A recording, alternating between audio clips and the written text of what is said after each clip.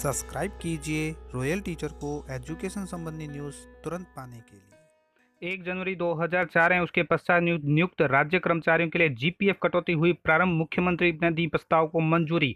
जन आधार प्रमाणीकरण बना शिक्षकों के जी का जंजाल। एनपीएस की कटौतियां कर्मचारियों के जीपीएफ खातों में होगी ट्रांसफर। 10,000 शिक्षक सूची से बाहर। व्याख्याता पदोन्नति पर हुआ विवाद। नए नियम पर रोक। शिक्षा विभाग में अगले साल होगी तक 90,000 भर्तियां। जी हाँ दोस्तों, शिक्षा विभाग की इस वक्त की सबसे बड़ी खबर की बात करें तो जैसा कि दोस्तों आप सभी जानते हैं कि हाल ही में कल एक ऑर्डर आया जिसके तहत 1 जनवरी 2004 के पश्चात या 2004 के पश्चात नियुक्त सभी राज्य कर्मचारियों के लिए जीपीएफ की कटौती प्रारंभ कर दी गई है। एनपीएस में जो भी पैसा कटा है उनको जीपीएफ में ट्रांसफर कर दिया जाएगा, ये भी खबर आ रही है। साथ ही दोस्तों आप सभी जानते हैं कि एनपीएस की जो 10% कटौती हमारे से हो रही थी वो भी बंद कर दी गई है। बात करें आज की इस बड़ी खबर की तो मुख्यमंत्री राजस्थान सरकार ने 1 जनवरी 2004 और उसके पश्चात नियुक्त राज्य कर्मचारियों के लिए जनरल प्रोविडेंट फंड यानी जीपीएफ अभियान की मासिक कटौती प्रारंभ करने के प्रस्ताव को मंजूरी दे दी है। प्रस्ताव के अनुसार 1 अप्रैल 2022 से जीपीएफ के अभियान की मासिक कटौती प्रारंभ की जाएगी। माह अप्रैल 2022 की कटौती भी माह मई 2022 के वेतन बिलों से ही की जाएगी। उल्लेखनीय है कि गहलोत ने वर्ष 2022-23 के बजट में 1 जनवरी 2004 में उसके पश्चात नियुक्त राज्य कर्मचारियों के लिए पूर्व पेंशन योजना यानी ओपीएस लागू करने की घोषणा की थी। इस क्रम में 1 जनवरी 2004 उसके पश्चात नियुक्त राज्य कर्मचारियों के लिए Rajasthan government servant general provident fund rule 2021 प्रावधान लागू करने के प्रस्ताव को मुख्यमंत्री ने मंजूरी दे दी है।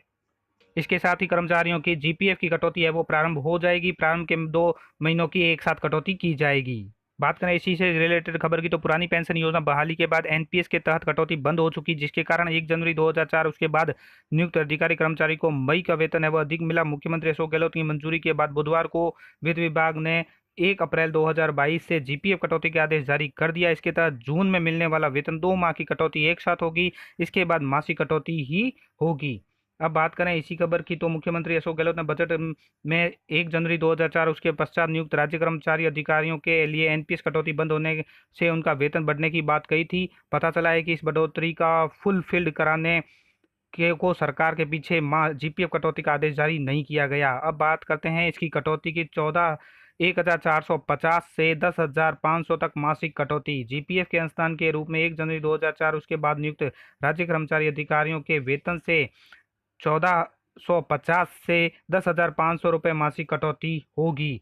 इसके अलावा ये तो दोस्तों मिनिमम कटौती है, मैक्सिमम आप जितनी चाहे करवा सकते हैं। इसी तरह बात करें अगली खबर की तो एनपीएस की कटौतियां कर्मचारियों के जीपीएफ खातों में होगी ट्रांसफर। राजस्थान सरकार ने नई पेंशन योजना को समाप्त कर पुरानी पेंशन योजना लागू करने के बाद सरकार ने 2004 उसके बाद सरकारी सेवा में आए कर्मचारियों के अब तक किए गए निजी अंशदान यानी अब तक जिनकी कटौती हुई है उनके निजी अंशदान की राशि को उनके जीपीएफ खातों में ट्रांसफर करने का फैसला लिया है। वित्त विभाग ने इस बारे में आदेश भी जारी कर दिए हैं। इसके साथ ही राज्य बीमा प्रावधान विधि विभाग ने भी अपने जिला कार्यालय को 2004 उसके बाद लगे सरकारी कर्मचारियों की एम्प्लॉय आईडी तथा प्राण नंबर का मिलान कर 31 मार्च 2012 तक हर कर्मचारी की निजी कटौतियां तथा उन पर समय समय पर नियमानुसार दिया जाने वाला जो ब्याज है उनकी गणना कर लेजर तैयार करने के निर्देश दिए हैं। तो इसके बारे में दोस्तों मैंने कल ही एक वीडियो जारी किया है, वो वीडियो आप जरूर देखें। इस वीडियो के लास्ट में आपको मिल जाएगा स्क्रीन के तौर पर, जिसमें आपको लेजर तैयार करने के निर्देश दिए हैं। उनका बैलेंस एसआईपीएफ पोर्टल पर ट्रांसफर करने के भी निर्देश दिए हैं। 1 अप्रैल 2012 से एसआईपीएफ पोर्टल पर अस्तित्व में आने के बाद सभी राज्य कर्मचारियों की राज्य बीमा और जीपीएफ कटौतियों को इंद्राज ऑनलाइन होता है। बात करें शिक्षा विभाग की तो शिक्षा विभाग में अगले साल तक होगी 90,000 भर्तियां।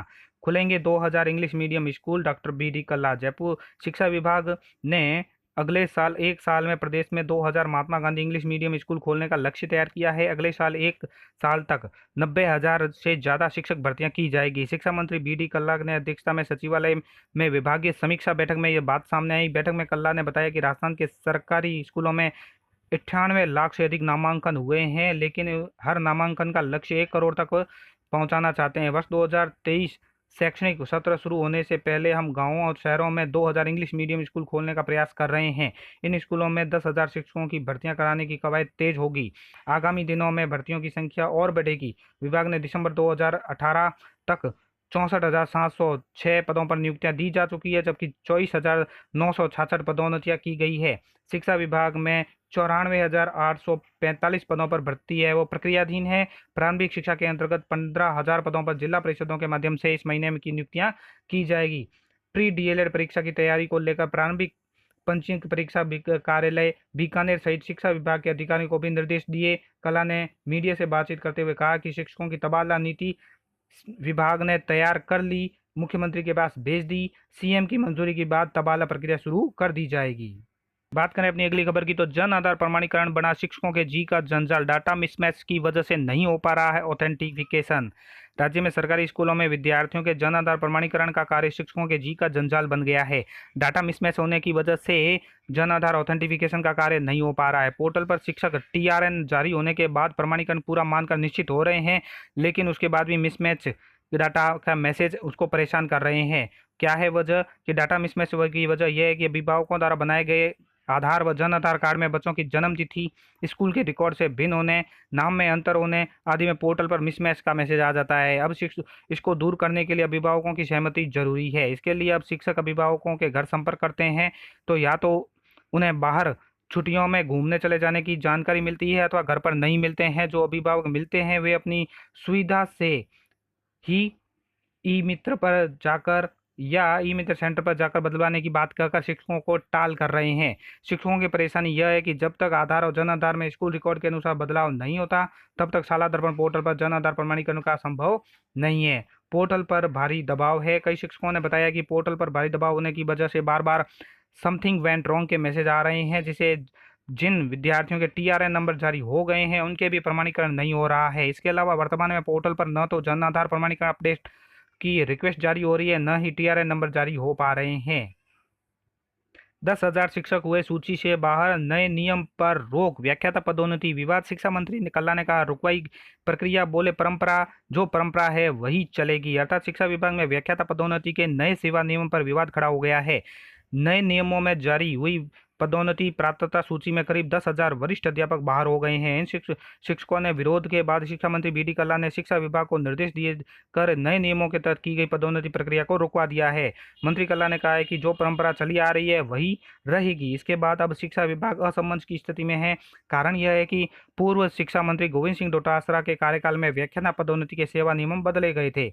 उधर पदोन्नति के नियमों को लेकर उठे विवाद के बाद अभी तक शिक्षा विभाग ने स्पष्ट आदेश जारी नहीं किए हैं। अब असमंजस ये कि पदोन्नति में नए सेवा नियम लागू होंगे या पुराने सेवा नियम लागू रहेंगे। अब आगे क्या है कि व्याख्याता पदोन्नति के नए सेवा नियमों को कैबिनेट में मंजूरी दी थी। ऐसे में इन नियमों को विभाग स्तर पर बदला नहीं जा सकता। नियमों में संशोधन कराने के लिए वापस कैबिनेट के प्रस्ताव को ले जाना पड़ेगा।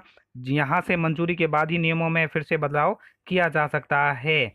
नए नियमों का विरोध किस लिए हो रहा है कि राजस्थान प्राथमिक और माध्यमिक शिक्षक संघ के वरिष्ठ उपाध्यक्ष विपिन प्रकाश शर्मा ने बताया कि राजस्थान सेवा नियम, शैक्षिक सेवा नियम 2021 में सेवारत जो शिक्षक है, चाहे अध्यापक है या वरिष्ठ अध्यापक है, उनकी व्याख्याता पद पर पदोन्नति के लिए योग्यता में स्नातक और स्नातकोत्तर में समान विषय की शर्त रखी गई है, जबकि व्याख्याता विभिन्न विषय के पद पर सीधी भर्ती में सरकार ने स्नातक और स्नातकोत्तर में समान विषय की अनिवार्यता में छूट दी है। शिक्षा मंत्री कहते हैं कि जरूरी नहीं समान विषय हो। शिक्षा मंत्री कल्ला ने कहा है कि नए नियमों पर पुनर्विचार कर रहे हैं।